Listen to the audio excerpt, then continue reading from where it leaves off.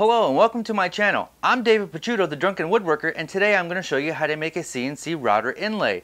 The CNC router that I have is made by a company called Inventables, and this model is called the ShapeOko 2. It's one of the more affordable models out there.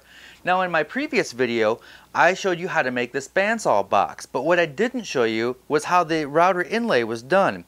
And it's a pretty simple process. We're just going to route out a groove for our artwork in the front piece here. And then we're going to take a contrasting piece of wood and cut out the mating piece. And then it's as simple as gluing and hammering it into place. I'm going to give you a more detailed explanation on this wiener dog wall hanging that I made out of walnut and maple. Now this is a drawing of my wiener dog Weens. Say hello to Weens. And this was done on my ShapeOko 2 using their software called Easel. And let me show you how that's done.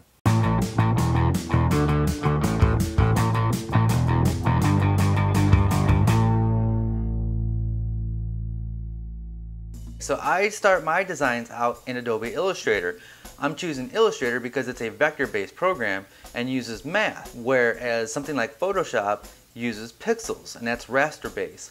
And so that means no matter what size I print this out at, it could be 1 inch or it could be 50 inches, it's still going to print out perfect, where pixels don't expand very well. And since it's all math-based geometry, that means I have these little points that I can move around and manipulate my image. Now, I'm not going to get into how I draw this, that's way beyond the scope of this video, but I've been using Adobe Illustrator for quite a long time. So I took an image of my dog and brought that image into Illustrator and then traced around it, and now I have this. Okay, here's a quick tip. You don't want any corners or radiuses tighter than the diameter of your bit. So what I'll do is I'll create a circle, and I know my bit is 1/8, so I'm going to create a 1/8 inch circle, and I'll kind of use that to make sure that nothing is tighter than that circle. And that's because that bit needs to fit in there, and I'll go along the inside and I'll go along the outside of my path just to make sure that my bit can cut everything that needs to cut. So I will export this out as an SVG file, which is the only type of file that Easel understands. So I will do a save copy and choose my destination, give it a name, and then choose SVG, and then save that. And then I can import that into Easel. Okay, so the first thing I'll do is I'll move my ShapeOko to the starting point, which should be about right there. Then I'm going to place my wood down, and I want the bit to be on the far left corner, and that will be my starting point. And I'm just going to make sure that the bit is running parallel with the wood. So then I'll just take a pencil.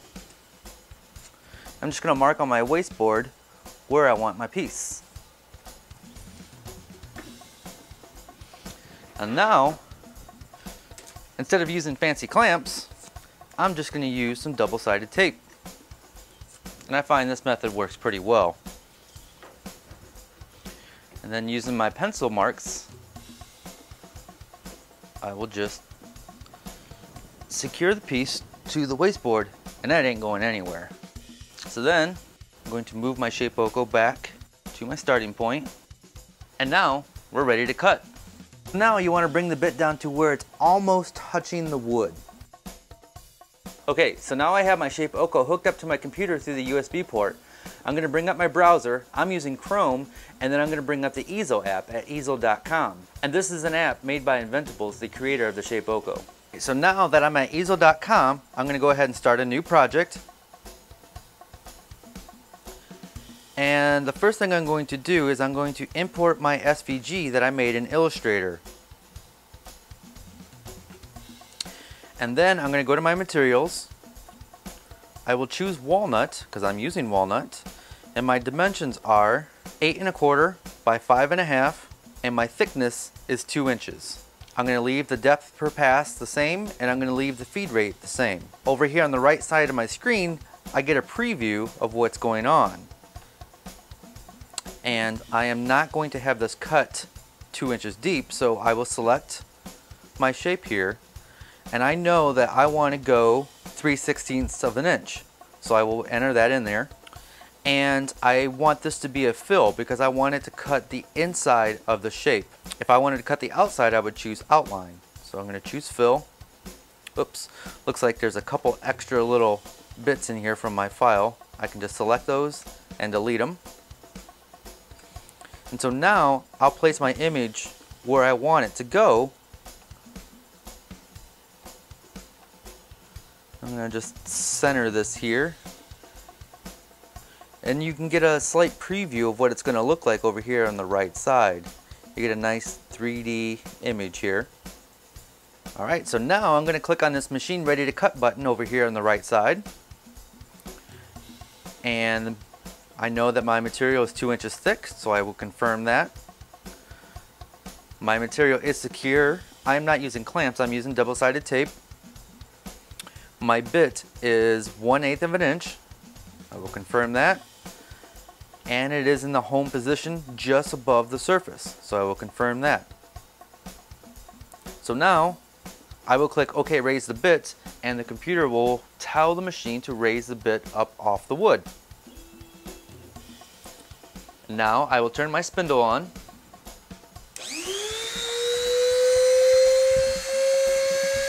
And then click on Start Cutting. Here we go.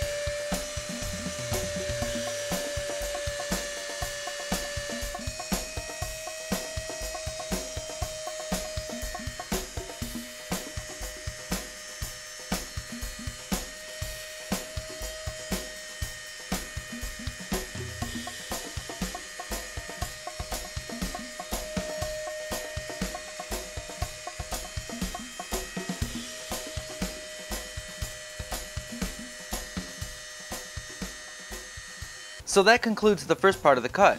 So now I'll pry this off with the screwdriver. As you can see, it left a nice clean cut. I think it came out pretty good. Alright, so now it's time to cut the inside piece that'll fit in here out of maple. So once again, I've got my piece secured down using double-sided tape to the wasteboard, and I've got my bit just above the wood at the 0 point. So I'm going to bring in the same SVG as before.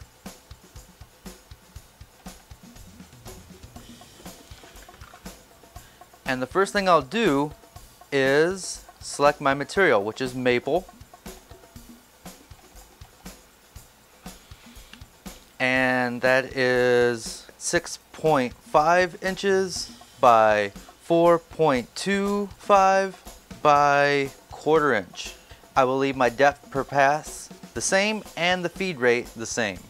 And so now I'm just going to position my art roughly the center point. Oops, looks like I got a couple stray pieces here. That's my fault from the Illustrator file. Alright, so I'll position that in the middle. Before we cut a fill, now we're going to cut on the outside of it. So we're going to choose outline and we're going to cut outside the path. Okay? And our depth of the piece is 1/4 inches, and I want to go just a hair below that. Our machine is ready to cut, so I'll say go. That is the thickness of our material. My material is secured. The size of my bit is 1/8 of an inch. It is in the home position. We'll raise the bit. We'll turn the spindle on. And let's go.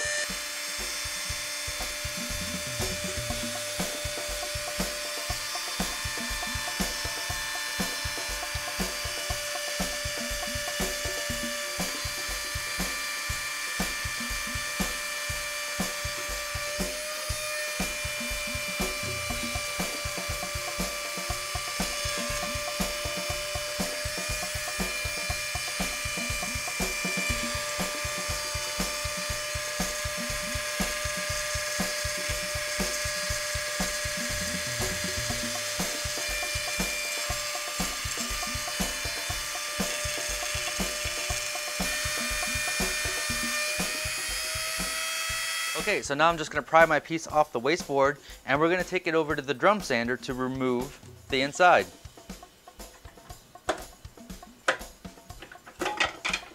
That's a perfect little wiener dog.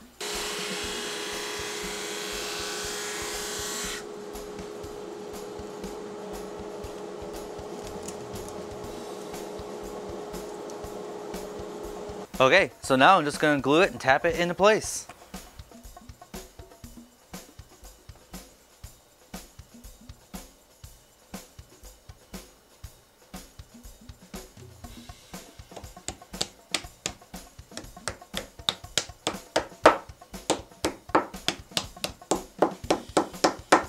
And you can hear the change in tone when it bottoms out.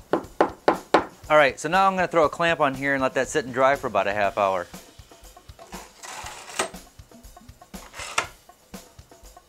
Okay, so I just took the clamps off and I'm going to flush this up using my drum sander. But before doing that, I want to make sure there's no glue on there to gum up my sandpaper.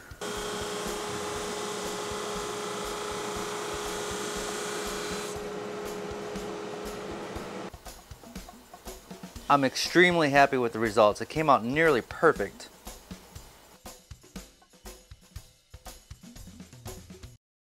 Well, thank you for watching. Now, I know not everybody has a CNC router in the workshop, but Inventables makes the barrier to entry much easier with this low-priced machine, and I hope I gave you a good overview of what it can do. Now remember, I put out a new project video every Friday, and every Tuesday I put out the weekly woodworking wrap-up review where I highlight woodworkers doing cool things in the community. Thanks for watching.